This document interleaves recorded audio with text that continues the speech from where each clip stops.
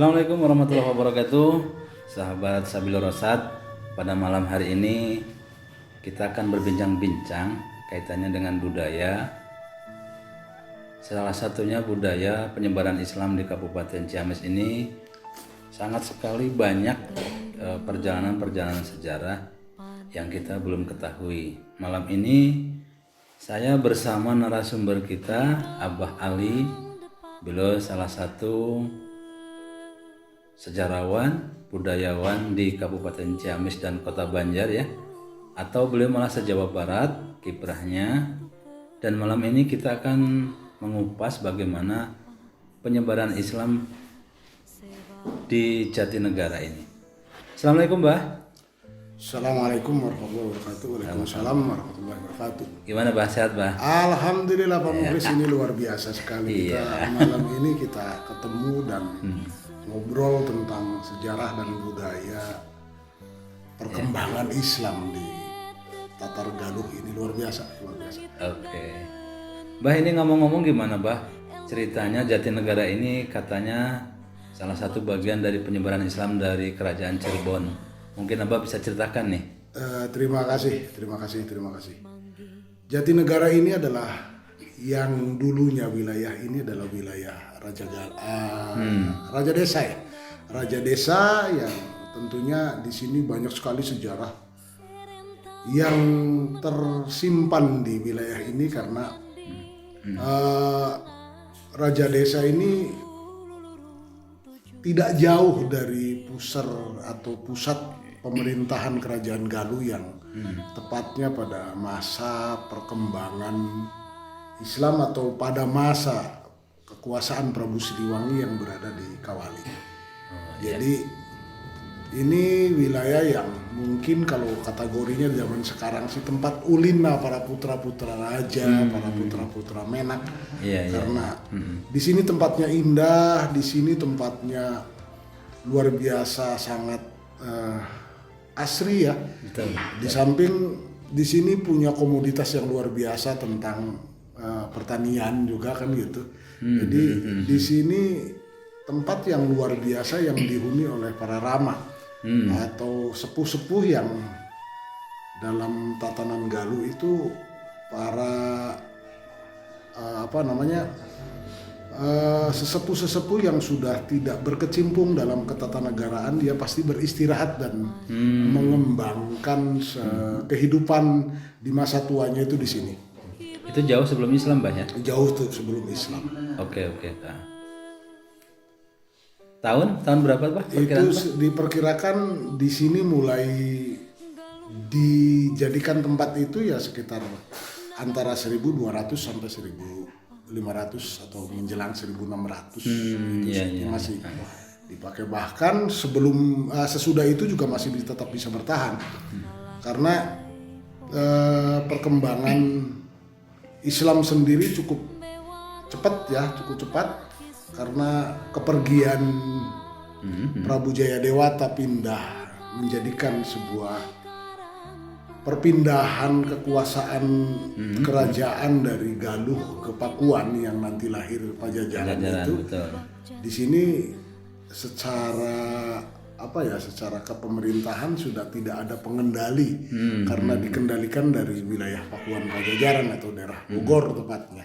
Betul. Ketika itu wilayah ini dipasrahkan pada keturunannya yang diutus dari Cirebon untuk mengambil alih kepengurusan atau pemeliharaan tatanan setelah beliau pergi ke Pakuan Pajajaran. Berarti perkembangan dari Pajajaran ke Cirebon ya, Bah? Kemudian berkembang kembali lagi ya? Kembali lagi. Oh, ke daerah asalnya ya? Daerah asalnya. Sebelumnya agamanya Sanghyang, Bah ya? Agama apa deh sih? Kalau zaman sekarang sebutnya itu Sunda Wiwitan. Sebenarnya itu agama Kasanghiangan atau agama Kasundaan atau ya Wiwitan. Sunda Wiwitan ya. Berarti mulai dari Cirebon kan ke arah sini, Bah ya? Itu katanya melalui peperangan, Bah? Tidak ada. Oh, tidak ada ya? Tidak ada dalam pengembangan Islam di Tatar Pasundan ini, tidak ada intrik atau pertempuran atau perebutan urusan keyakinan. Jadi berkembangnya Islam khususnya di wilayah Galuh dan Pajajaran ini murni dari sebuah ajaran atau dari sebuah pengembangan tentang etika budaya yang disampaikan secara arif oleh para penganut Islam pada masa itu yang dalam tanda kutip karena dikembangkan oleh Trah Galuhnya sendiri. Oh iya. Yang pada masa itu adalah Prabu Walang Sungsang atau Pangeran Cakrabuana adalah putra dari Prabu Siliwangi atau Prabu Jayadewata. Oke. Berarti karena kan masuk Galuh itu 1500 1600 Pak. Itu berarti sudah masa wali ya, kewaliannya. Wali awal sebelum adanya Wali 9. Jadi zaman wali yang pertama, zaman Syekh Kuro, zaman Syekh Abdul Hafi. Oh iya. Sebelum era yang kita sebut Dewan Wali 9 itu 1600 menjelang ke 700. Oh iya, betul. Tapi ini Pak ada cerita itu kan di Raja Galuh itu ada salah satu dari kerajaan Kawal ini nggak mau Islam. Terjadi pertempuran di Raja Galuh. Jadi dari sini mereka ke arah Kuningan bertempur dengan pasukan Cirebon. Itu gimana Pak? Ya itu tadi bahwa itu adalah bisa jadi itu sejarah yang apa istilahnya itu yang sengaja dipelintirkan oleh waktu itu zaman penjajahan. Jadi berkembangnya Islam di wilayah Galuh itu berdasarkan budaya. Iya.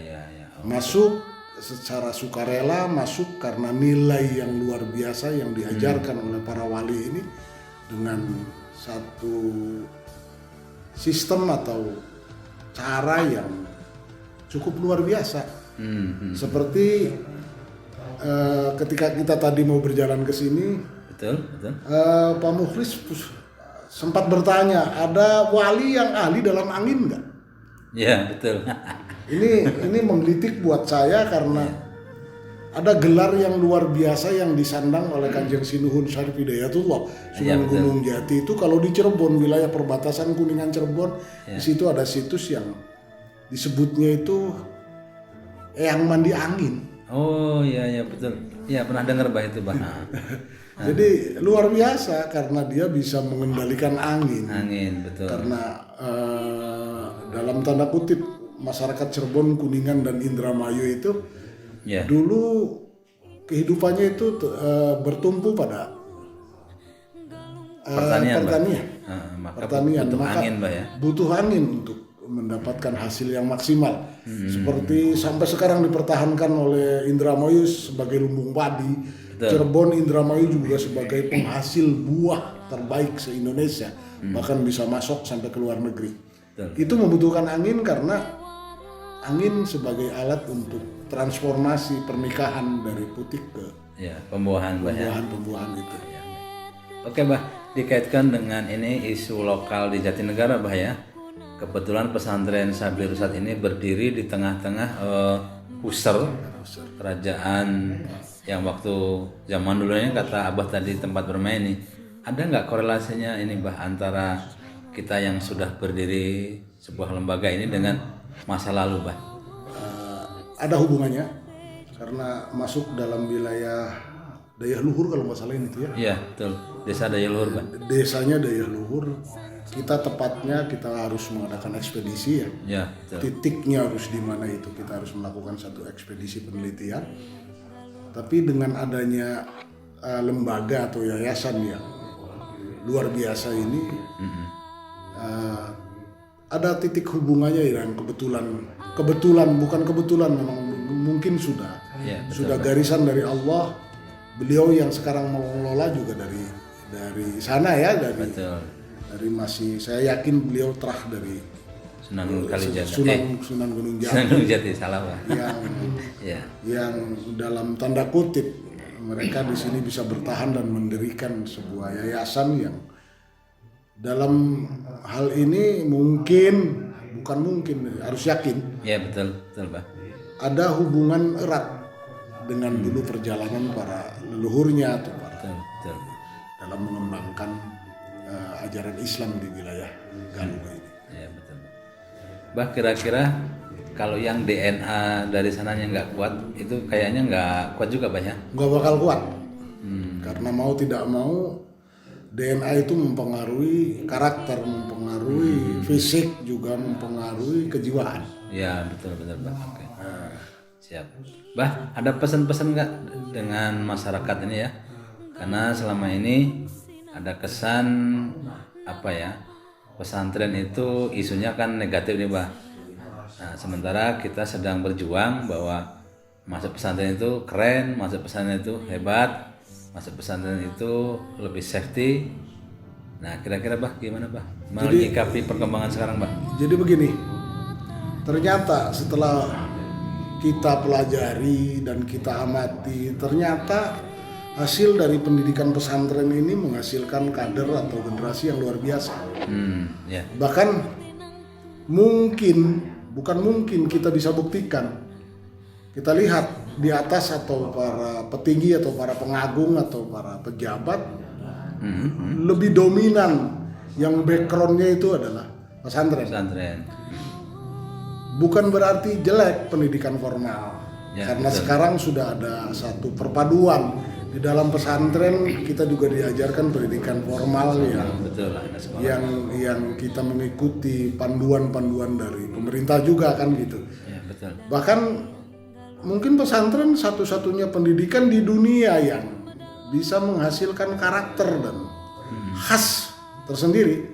Ya. Seperti misalkan di pesantren apa namanya ini? Sabilur Rosyad, Bah. Sabilur Rosyad ini adalah dalam mengajarkan anak didiknya bukan saja untuk pengetahuan umum, tapi juga di sana diajarkan pengetahuan agama yang spesifik. Betul, Bah. Artinya pendidikan agama yang tidak diajarkan di pendidikan umum. Dan itu kelebihan pendidikan pesantren sekarang. Betul. Oke. Artinya rugi kalau kita punya anak, saudara atau bagaimana atau siapapun ya, misalkan kita mengandalkan pendidikan umum kita akan bisa jadi negara ini bisa hancur juga. Artinya di pesantren hampir setiap hari diajarkan moral. Oke. Ya baik sahabat Sabilur Rosyad, inilah barusan kita sudah mengupas seputar sejarah kemudian masa depan pesantren. Terima kasih Bah. Ada pesan-pesan lain Bah sebelum kita tutup Bah? Pesan lainnya tetap pada jalur yang sudah digariskan dari berdirinya pesantren ini, yaitu mengikuti petunjuk dan saran-saran daripada para ulama, para leluhur dan para wali. Itu saja. Dan itu pendidikan yang bakal bisa bertahan di muka bumi ini. Ya, oke. Terima kasih Bah ya. Kita malam ini sudah bincang-bincang seputar sejarah, seputar perjuangan pesantren kita ini ya. Oke, sampai di sini. Wassalamualaikum warahmatullahi wabarakatuh. Langit tinggalan bukuna, ilmu tinang tu tenemu, bak jatuh pernah.